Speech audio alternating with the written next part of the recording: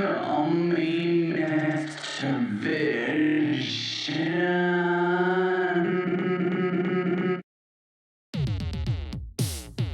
Okay, so the final track on Guillotine 4, the pièce de résistance. Quite literally.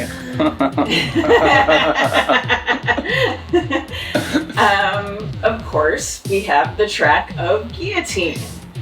So it's so interesting to me, this interview is being recorded in early April of 2023, and we have some anti-government protests taking place in France at this time.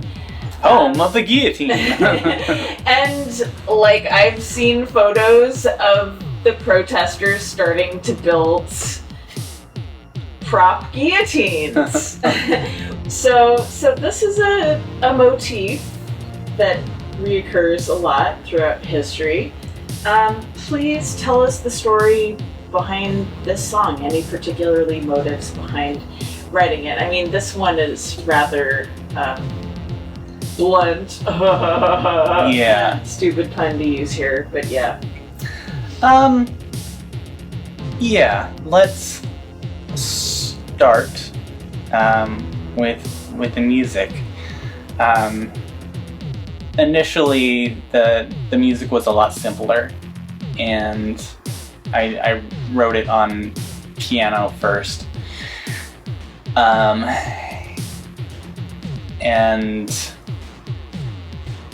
then I came up with the drum machine hook quite accidentally and for a different reason. I was initially going to do a cover of Deftones' song Bored. I kind of came up with a way to do that with a lot of distortion on my drum machine, and then it just turned into a completely separate groove that happened to be in the same key as the piano part that I was writing, and so I just stuck the two things together, and then I just kind of went apeshit at the end. Just for funsies, I threw in the hero theme one last time in a very big, centric, triumphant kind of way. And the lyrics were definitely inspired by the protests that were happening during the pandemic. The BLM protests and protests that kind of became about other things. I lived very close to, at the time, Los Angeles Mayor Garcetti. He lived just a few blocks from my apartment at the time, and there were a lot of demonstrations taking place outside his mansion. And I love that it was people of multiple political orientations. Yeah, well, because the Los Angeles police were getting a lot of flack. People were sitting in on LA City Council meetings trying to deal with the anti-police sentiments at the time and the police brutality that was going on, because that was all in the spotlight with the Black Lives Matter incidents. Well, we won't call them incidents. We'll call them what they were, which is killings. They were murders, and there was a lot of reason for people to protest. And the mayor's mansion was on a street in a neighborhood full of other very large mansions. And they're very pretty to look at, but I can't even begin to imagine what they cost. I definitely fantasized about the crowds no longer being peaceful and breaking down these rich people's doors and setting their homes on fire, and we do not recommend. We don't that recommend you do this for legal reasons. And you know, taking the spirit of the French who love their revolutions to our streets and trying to change things in a real way. I love that the thing in France started because, like, they wanted to raise the retirement age by 2 years. Like, that was the crux of it. So, and then everyone went on strike, and, like, if people go to protest here in the US, they're like, you hippies don't want to go to work. No one wants to work anymore. Well, and Americans are just so willing to accept what we're handed. And if you don't, then you're seen, you're labeled as, they'll call you a terrorist, basically. Or even if it's just like in interpersonal groups, people will get accused of just like stirring the pot or trying to generate controversy. And I will say this: the pot needs fucking stirring. Like, stir the pot, rock the boat. Shit is bad, and we need to stir things up. And again, I am very disappointed that people who want equity for marginalized groups, people on the left, didn't have their own version of January 6th. I'm very disappointed that it was just a bunch of fucking MAGA Trumpers storming the Capitol because they didn't want to accept Joe Biden as president. Joe Brandon. Yeah, let's go Brandon. as president. Like, it's just such a shitty reason to storm the Capitol. Like, we have so many better reasons to storm the Capitol, and they don't take place because people are just a little too complacent in this country, I think. So this song is about my ideal, which is people shaking shit up and not being complacent for once. Even though I do not recommend taking the rich out of their homes and building guillotines, I do not recommend this at all. Please do not do this. I repeat, do not do this. Okay, so how does this all connect to Guillotine as a concept album? I mean, that question is a little bit self-explanatory. Obviously, it's the titular track. Yes, it is the title track. It is the grand finale. This is at the point where the monsters in power have fucked around for long enough. And in this song, they finally find out. I wish that would happen, but I don't recommend it. And is there anything else you want to say to actually wrap up this full album-length series of songs? Yeah, this EP in particular is about a resolution of sorts, even if it's an imaginary one.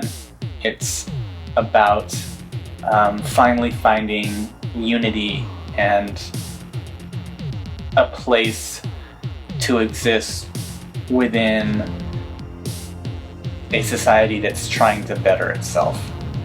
That is a far cry from kind of the opening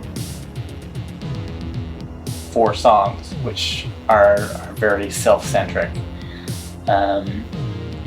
It's all about me, and what I want to do, and what I'm hoping for. And there is kind of a disconnect, and there's such a disconnect between me and what's going on around me that I don't even see the truth of how the world works at first. It's not until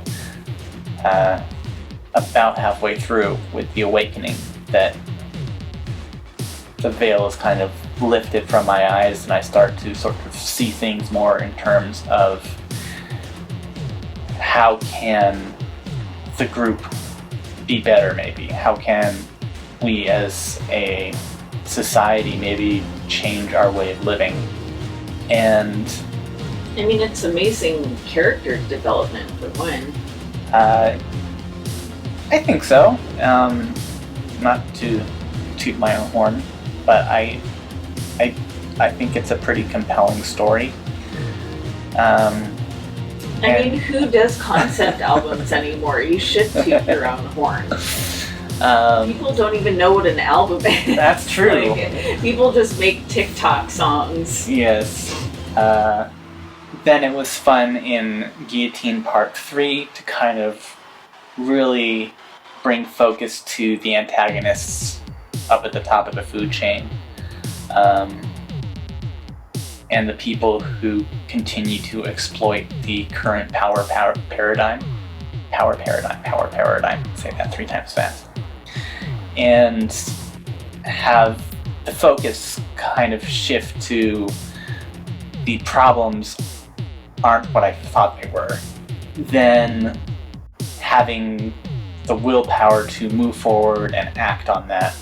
And then being offered everything that I ever wanted, as far as having a following, and then needing to stick to my guns and my idealism. Idealism is something that often gets kind of downplayed and insulted as a type of naivety. Mm-hmm. Or immaturity. Yeah, but I think that in order for our society to grow and become more equitable, we need to hold on to that idealism no matter what. So fuck the people saying be practical, be pragmatic. No, be idealistic. So being able to hold fast to that idealism and let people do what they feel inspired to do to change society on their own, I think is the biggest triumph and a good place to end. Like with the whole guillotine concept too, it's like, as we were saying at the beginning of this, like the guillotine is not a new structure or a new approach. History, our forebears, our ancestors have all already had these tactics of bettering things for people around them. We just need to listen, and we just need to kind of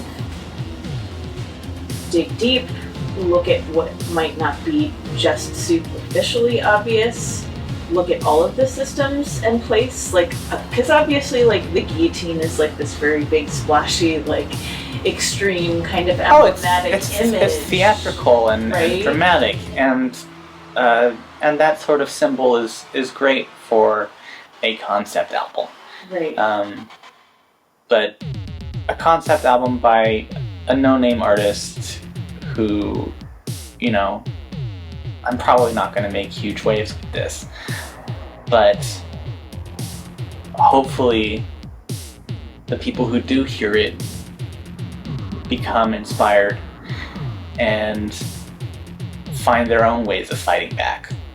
Right. Like, a symbol can cause people to think about things differently and come to their own conclusions for affecting the world around them immediately. And that's why for this final one, I did finally end up using the photograph of my necklace from Mary, aka Contrary Dame, because symbols can communicate a type of idealism without needing to necessarily have huge conversations about it. I studied comparative religions for a long time and got a degree in that from UCLA. And the crucifix was also a method of execution. However, that was a method used by the invaders, the Romans, to brutalize the marginalized people. Mostly Jewish minority. people. The Judeans, who they ruled over by brute force. And I feel like that paradigm needs to shift. The cross in of itself is a symbol of that top-down infrastructure. So the idea of wearing a guillotine around your neck and projecting this idea that no, we need to tear down that type of power structure carries a lot of weight with me, and I think can be very powerful. Even if you don't go out and actually build a guillotine, which I don't recommend, you can still see that as an idea that is relatable. Well, and then there's also the aspect, if we look at history of the Reign of Terror, when a certain level of extremism and hard-line viewpoint came into the French Revolution and, the origins of leftists, like, infighting, more or less. Yeah, because the people at the top want us to be divided. Exactly. And they're always going to pose the question of what happens when there's no more people at the top for you to behead. Who are you going to turn all that anger toward? And they kind of do that as a scare tactic. I've heard this argument from conservative apologists a lot, and I think that's kind of a straw man tactic. I don't think it's really holds any water. I believe that there is a way to make sure that people have enough resources to live comfortably without needing to have a class of people that are poor, homeless. There is a way. The money exists. It's just not being utilized smartly or compassionately. So I think if we can find a way to make that happen, then there won't be any heads left to go take. Thank you. Thank you. Beep, beep.